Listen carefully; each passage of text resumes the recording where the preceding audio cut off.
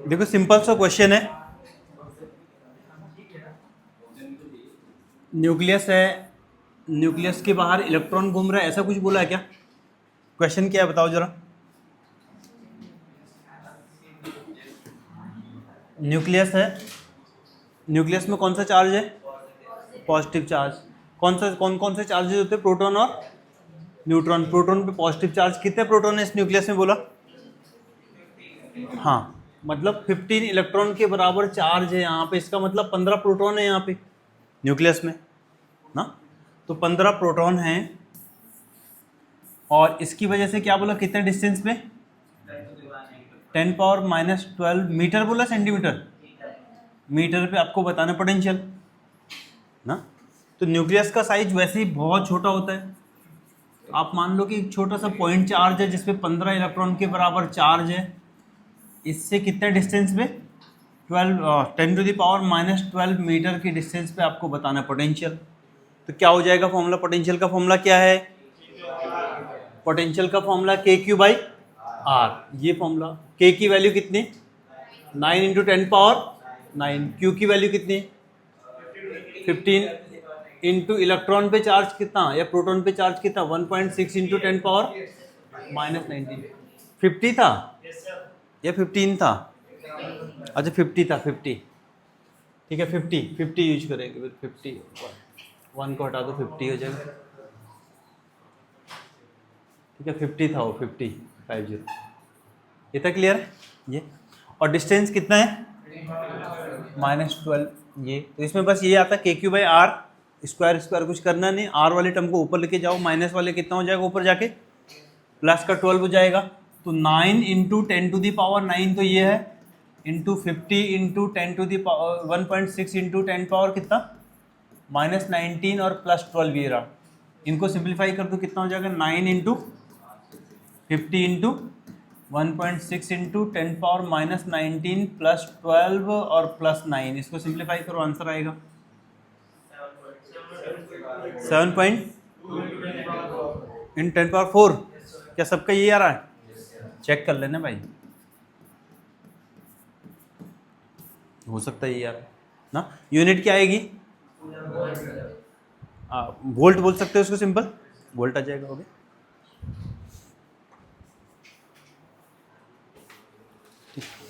अब हेडिंग करना आप लोग, हेडिंग करना electric potential due to the system of charges.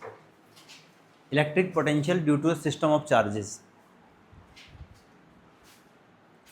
Electric potential due to the system of charges.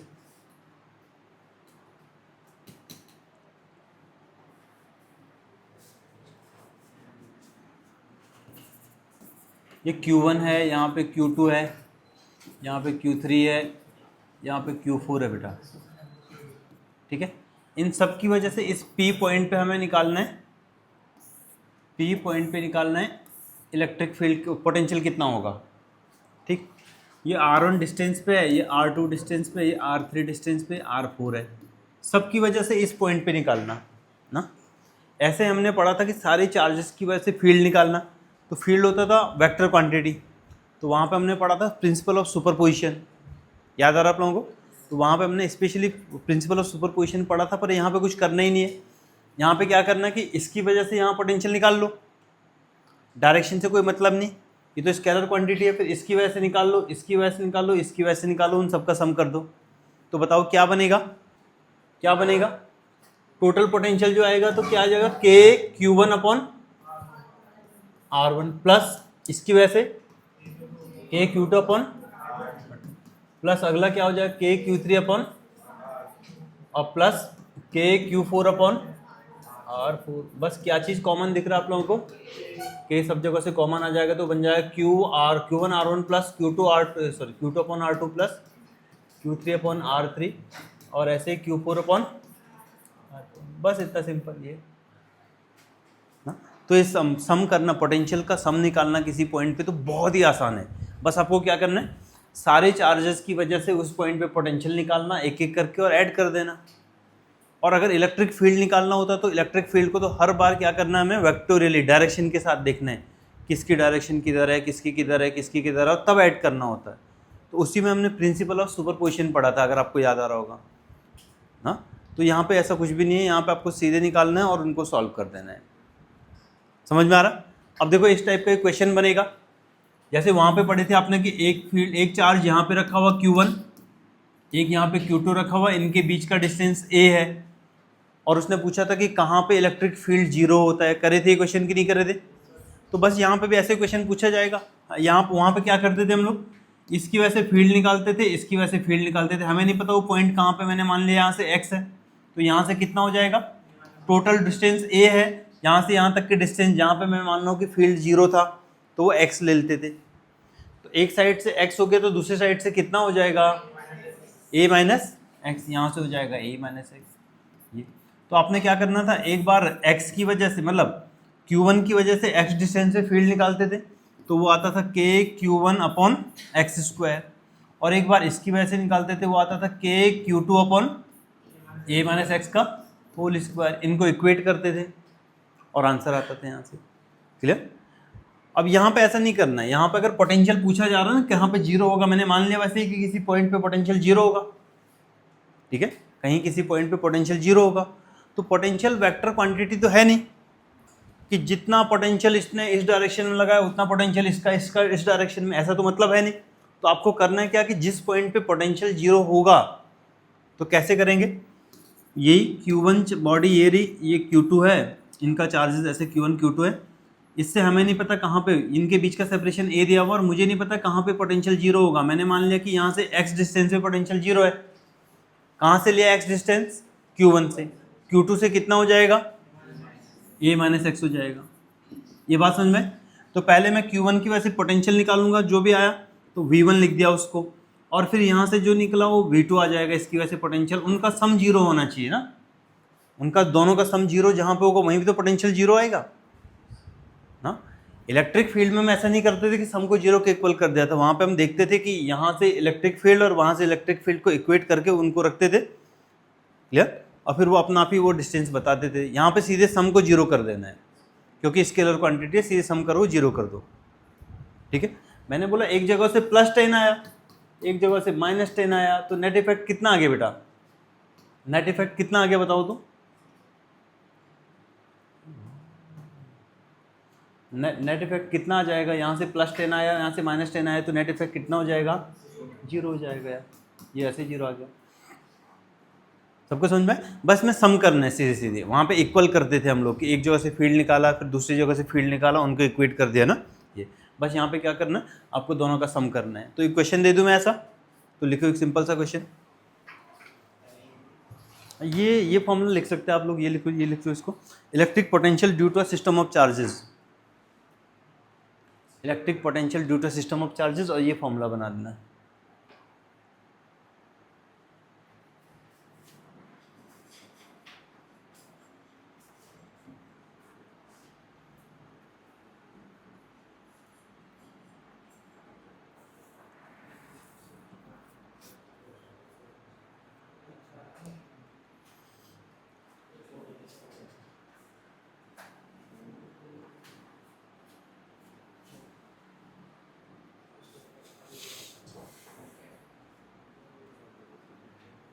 यह फॉर्मूला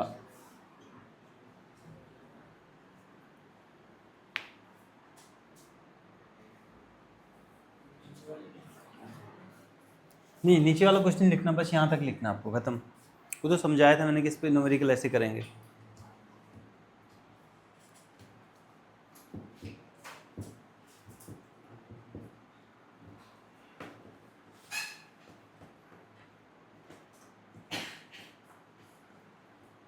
करें, शुरू करें?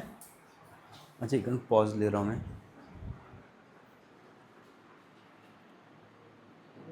नीचे से ना, क्या बेटा चमक रहा है?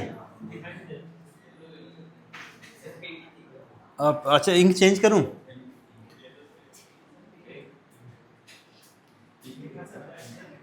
येलो ले लूं? ठीक है ना, ठीक ठीक। लिखो तो क्वेश्चन लिखो, two charges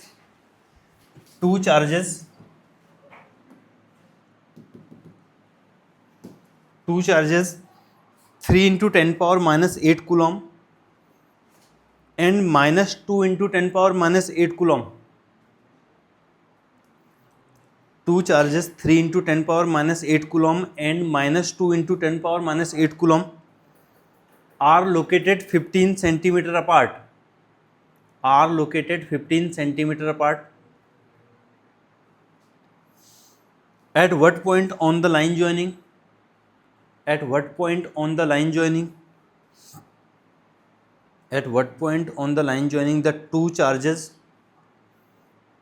is the electric potential zero? Is the electric potential zero? और आगे लिखना take the potential at infinity is zero. आपको इन्फिनिटी पे पोटेंशियल जीरो लेना है. Take the potential at infinity is zero. तो बनाओ तो इसको.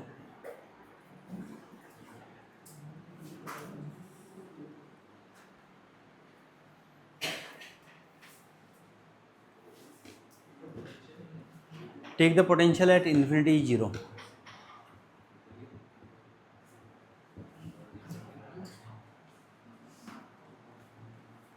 सबसे पहले फिगर ड्रॉ करो, सिचुएशन समझो, कहाँ पे पोटेंशियल जीरो होगा, कोई एक पॉइंट ले लो.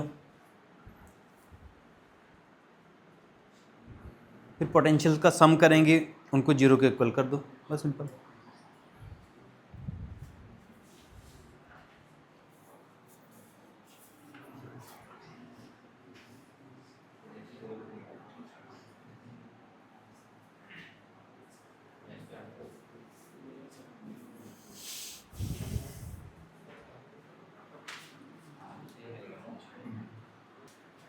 चलो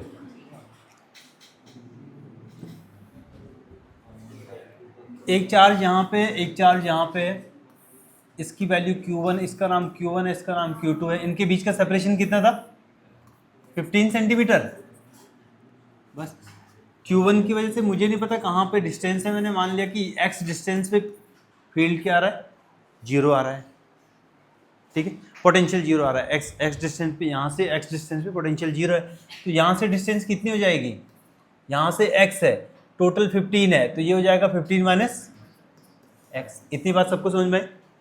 तो पहले आप पोटेंशियल निकालो इसकी वजह से, तो ये आ जाएगा potential KQ1 upon x plus इसकी वजह से पोटेंशियल आ जाएगा KQ2 upon 15 minus x. That is equal to potential. ये पोटेंशियल है, और पोटेंशियल को क्या करना है? जीरो करना है. पोटेंशियल को जीरो कर दो. देखो ना, हमें नहीं पता पोटेंशियल कहाँ पे जीरो है ना, ये बात समझ में. तो मैंने मान लिया कि यहाँ से x डिस्टेंस में पोटेंशियल जीरो है, और टोटल डिस्टेंस कितनी यहाँ से यहाँ तक? 15. तो यहाँ से हो जाएगी ये वाली जो डिस्टेंस है ना, ये वाली, तो ये x है, ये टोटल 15, तो 15 माइनस x हो जाएगी. तो पोटेंशियल का फॉर्मूला था KQ1 अपॉन x या r. तो KQ1 अपॉन यहाँ से डिस्टेंस x हुआ गया. स्केल निकालूंगा तो KQ2 अपॉन आ जाएगा 15 माइनस x, वही लिखा. और इन दोनों का सम जीरो आना चाहिए, वो जीरो, टोटल पोटेंशियल जीरो है, तो वो जीरो के इक्वल कर दिया. अब Q1 और Q2 की वैल्यू बतानी है आप लोगों ने मुझे. ना 15 लेके कर दो, अब बाद में सॉल्व हो जाएगा, कोई प्रॉब्लम नहीं ना. तो मुझे बताओ Q1 की वैल्यू कितनी है? 3 इंटू 10 पावर माइनस 8. तो K, पहले इसको और सिंप्लीफाई कर लूँ जरा सी, वैल्यू में लास्ट में रख दूंगा. KQ1 upon x is equal to minus KQ2 upon 15 minus x. क्या ये बात समझ में आया आप लोगों को? इक्वल टू जीरो था ना, उसको मैं उस साइड लेके चले गया.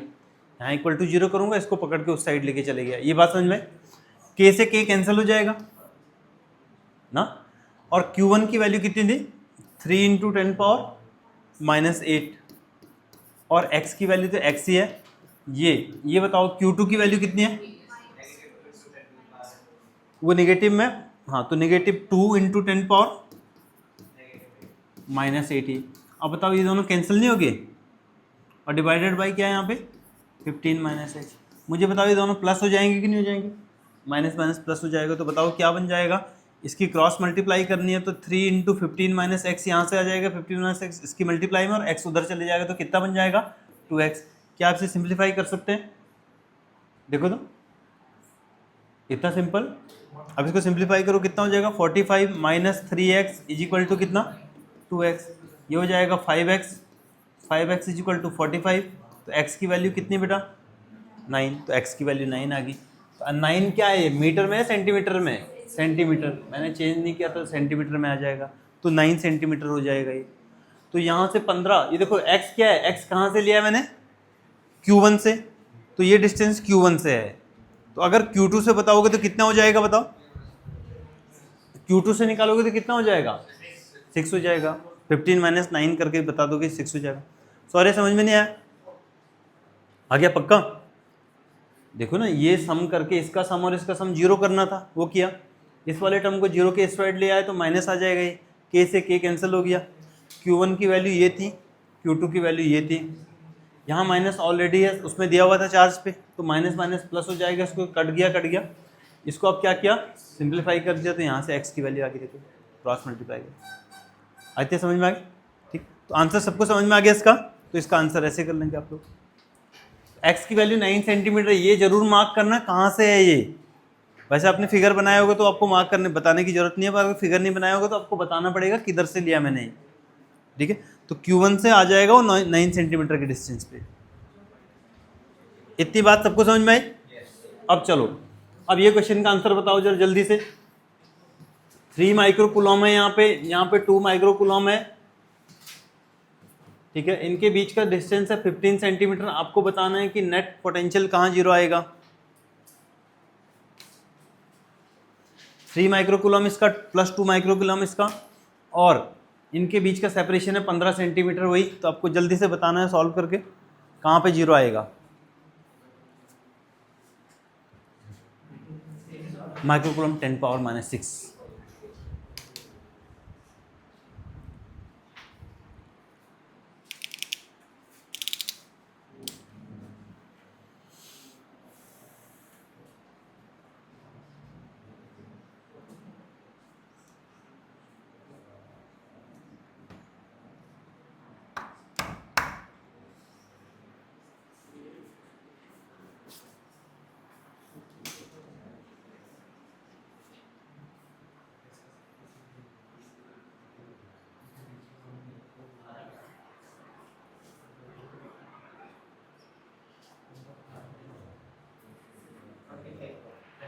कितना 45 सेंटीमीटर पक्का?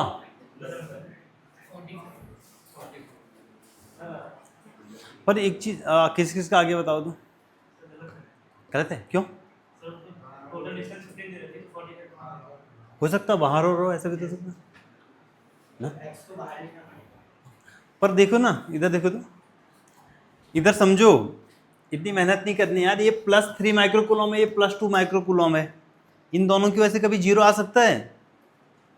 नहीं आ सकता ना, पोटेंशियल ऐड होता है ना यार, +3 होगा और -3 होगा तब तो इनका इफेक्ट जीरो आएगा, ये बात समझ में ना।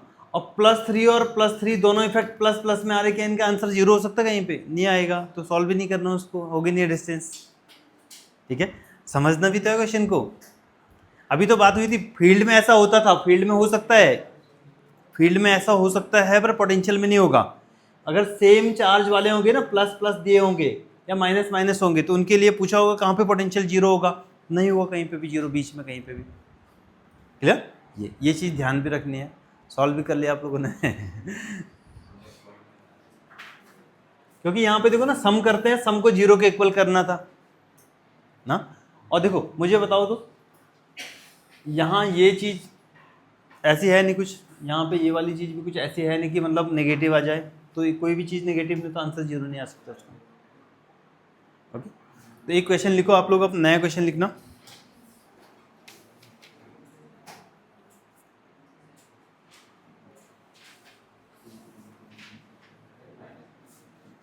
इस क्वेश्चन का आंसर तो ऑलमोस्ट कर ही रखा होगा आप लोगों ने। ऐसा देखो तो 100 माइक्रोकूलम यहाँ पे है, 100 माइक्रोकूलम ये रहा, -60 माइक्रोकूलम ये रहा, -50 माइक्रोकूलम ये रहा, और एक है 20 माइक्रोकूलम, और ये है √2 सेंटीमीटर वाला है, मीटर वाला, √2 मीटर वाला, √2 मीटर वाला स्क्वायर है, इस स्क्वायर के 4 कॉर्नर पे ऐसे ऐसे चार्जेस रखे हुए, तो इसके सेंटर पे निकालना आपको, इसके सेंटर पे पोटेंशियल निकालना है। क्वेश्चन समझ लो एक बार। एक स्क्वायर दिया हुआ जिसके 3-4 कॉर्नर पे ये चार्जेस रखे हुए हैं, जिसकी स्क्वायर की जो साइड है वो √2 मीटर है, तो आपको बताना है इसके सेंटर पे कितना आएगा पोटेंशियल। तो सेंटर पे पोटेंशियल कैलकुलेट करना है। इस टाइप का क्वेश्चन लास्ट क्लास में किया था, याद करो। ये कैसे करना है, ये वैल्यू याद रखना आप लोग हैं, 100, 50, 60, 20 ना।